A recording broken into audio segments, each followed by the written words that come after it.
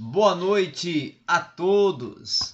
Você está comigo aqui para mais um momento de aula de filosofia no seu canal Hermenêutica, Ser e Interpretação.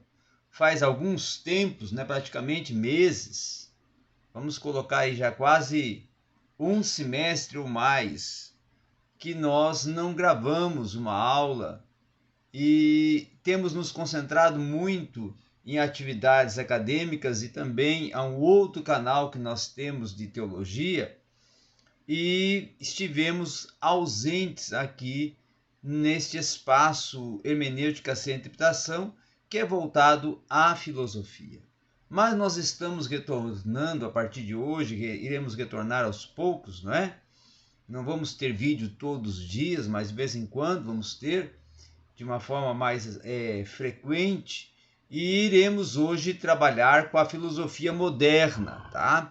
Trabalhando aí com Immanuel Kant, a filosofia moderna, trabalhando com Immanuel Kant. Immanuel Kant, ele vai viver nos anos 1724 até o ano 1804. Então, podemos considerar que ele transita entre o século XVII, tá? E vai adentrar no século XVIII, porém não vai ter ali uma manifestação acadêmica, literária no século XVIII, porque vai morrer bem no início do século, no quarto ano do século XVIII. A filosofia moderna de Kant, ela é uma ponte, é considerada uma ponte, entre os racionalistas e os empiristas, tá? Então ela faz esse desenvolvimento de uma tradição racional para uma tradição empírica. O mais importante filósofo do tempo moderno e dos tempos modernos foi considerado o Immanuel Kant, até porque ele vai trabalhar com algumas questões primordiais do desenvolvimento metodológico, tá? Ele vai condenar as questões relacionadas à metafísica tradicional, dizendo inclusive que certas coisas não podem ser aplicadas e nem explicadas pela pura reflexão, tá? Ou seja, sua obra mais célebre, inclusive, foi a Crítica da Razão Pura, que é um confronto a essas questões relacionadas à metafísica tradicional. Também ele vai desenvolver e vai dizer que todo conhecimento ele é derivado apenas da razão, ou seja, o racionalismo, ou até apenas da experiência ou empirismo, tá? Então ele fica transitando entre o racionalismo e o empirismo. O criticismo kantiano é desenvolvido a partir da terminologia corrente, que vai explicar a necessidade de submeter-se, tá, à crítica, que ela propõe um confronto aos resultados da atividade mental em toda a experiência humana, para assim vir a estabelecer limites e tendências, tá? E até podemos considerar desvios do psíquico como também atos metafísicos. Uma outra questão importante de nós considerarmos, que Kant vai desenvolver um tribunal da razão, ou seja, para o filósofo, somente a razão pode ser a responsável pelo próprio julgamento. Então ele vai propor que a razão ela é a única que tem condição para julgar, tá? Kant também vai defender que os conhecimentos inatos universais são desenvolvidos na mente e vão auxiliar o desenvolvimento empírico do ser, tá? Outra questão também importante de nós pensarmos e de nós refletirmos, que Kant vai trabalhar muito as questões pertinentes às estruturas da razão e como elas são formuladas e como são compostas, tá?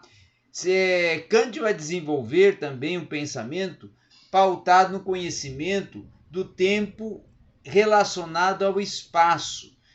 principalmente como o desenvolvimento dos objetos associados dentro do entendimento e dentro da própria formulação da razão. Uma outra proposta também é que a filosofia moderna de Kant vai ser desenvolvida através de conhecer objetos que para Kant são fenômenos, como também desenvolver o pensamento, as ideias, que nesse caso não fenomênicas, tá? No caso, trabalhando questões pertinentes a Deus, imortalidade e liberdade. A metafísica kantiana, ela pode ter uma utilidade, tem um desenvolvimento a partir das categorias e que vão desenvolver a priori do próprio entendimento, principalmente passíveis de serem descobertas na experiência do sensível, que, portanto, para Kant são responsáveis por deduzir a prioridade da razão.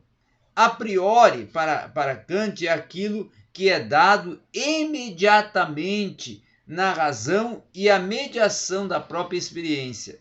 Já a posteriori, para Kant, é aquilo que vai prover posteriormente a experiência e o experimento, até para depois induzir a pessoa. Então, é um caminho para o conhecimento indutivo.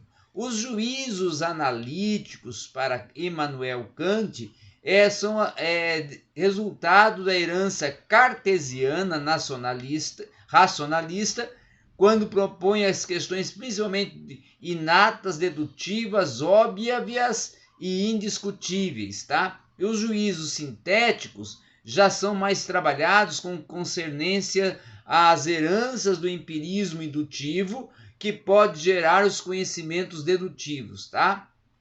Já uma outra questão também importante são os imperativos kantianos, trabalhados como o comportamento, que é para Kant visualizado universalmente a partir da moral, que vai determinar a lei e vai superar os interesses privados e o reconhecimento de comportamentos como questões do certo e errado.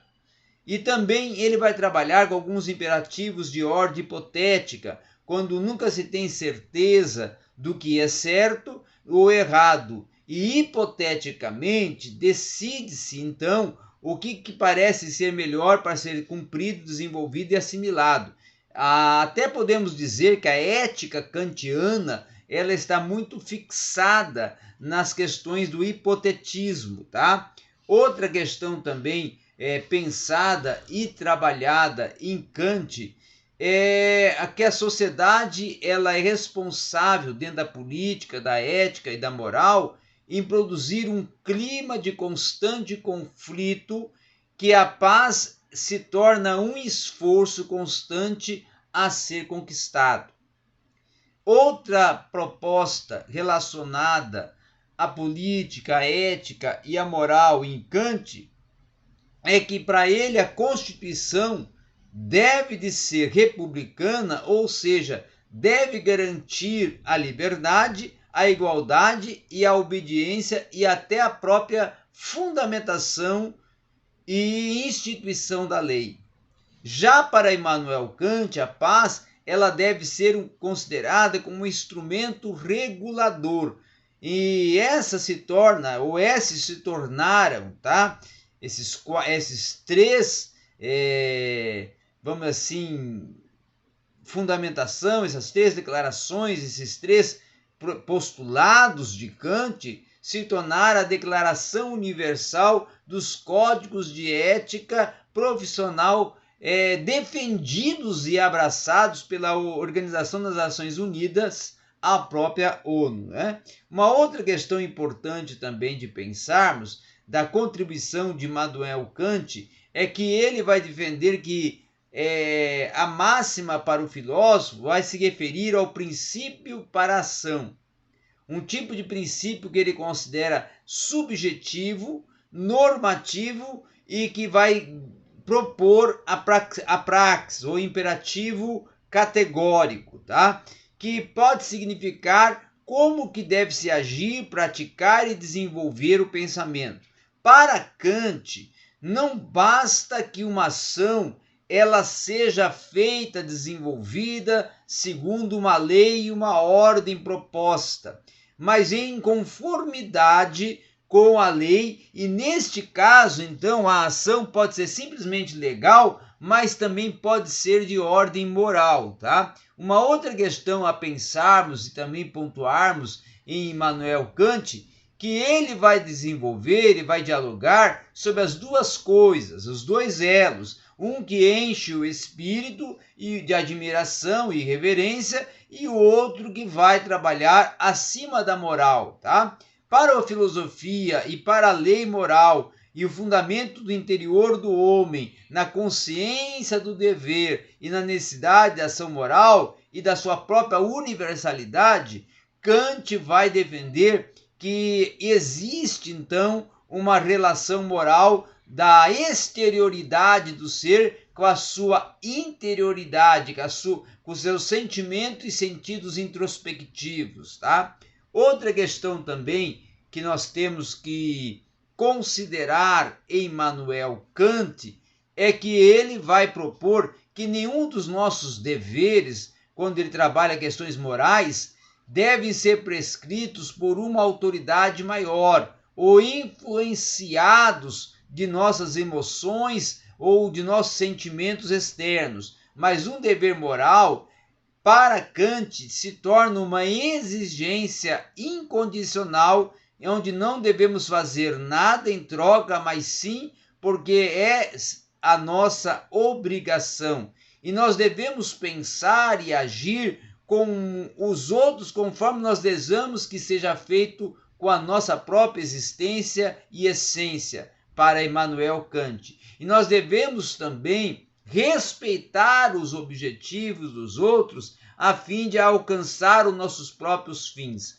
Uma outra proposta também de Immanuel Kant é que o imperativo categórico se torna uma proposição pela qual a vontade ela é responsável por determinar a prioristicamente uma lei priori que é independente da experiência e um princípio puro de ordem prática, tá? Então, para pensar no imperativo categórico, que é responsável até por prescrever a forma para os casos considerados de conteúdos particulares, deve-se pensar em elevar a máxima subjetiva a um nível de universalidade e até de condições relacionadas à moral, em que as duas ações e as ações pertinentes à vivência do ser perante a sociedade estejam dentro de uma ótica universal de compreensão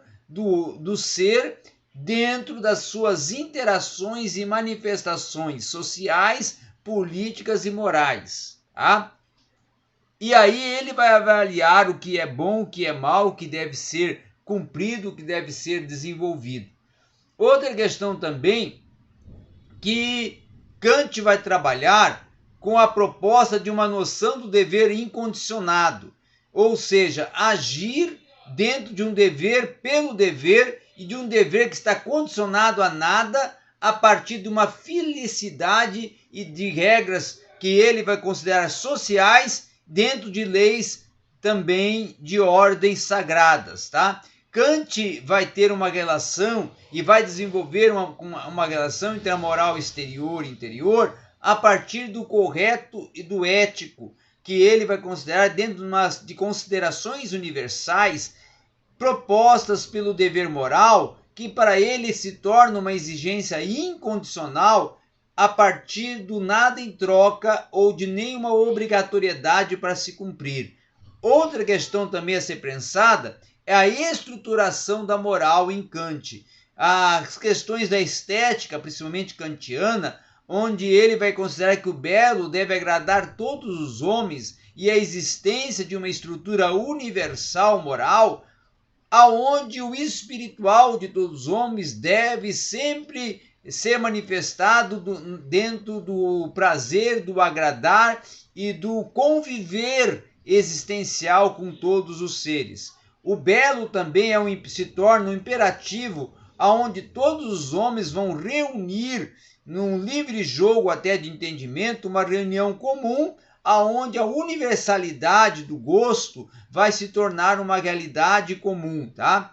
Nesse aspecto é que vai surgir o juízo da estética para Kant, aonde ele vai considerar que o juízo do gosto subjetivo se torna a expressão de representação do objeto através das nossas faculdades. A partir daí é que vai se tornar-se ou vai se surgir a experiência da beleza, seja ela moral, prática, utilitária e até trabalhando questões relacionadas ao legislador do espírito humano através de exercícios que ele propõe, que são exercícios que levam o homem a ter os sentimentos, ter as emoções, ter seus sentidos de gostar, de se agradar e de se atrair. Então é um espírito mediador entre a natureza e o ser, tá? Então essa seria uma visão geral e sintetizada do pensamento kantiano, que você viu aqui de uma forma muito coloquial e objetiva no seu canal Hermenêutica Ser Interpretação.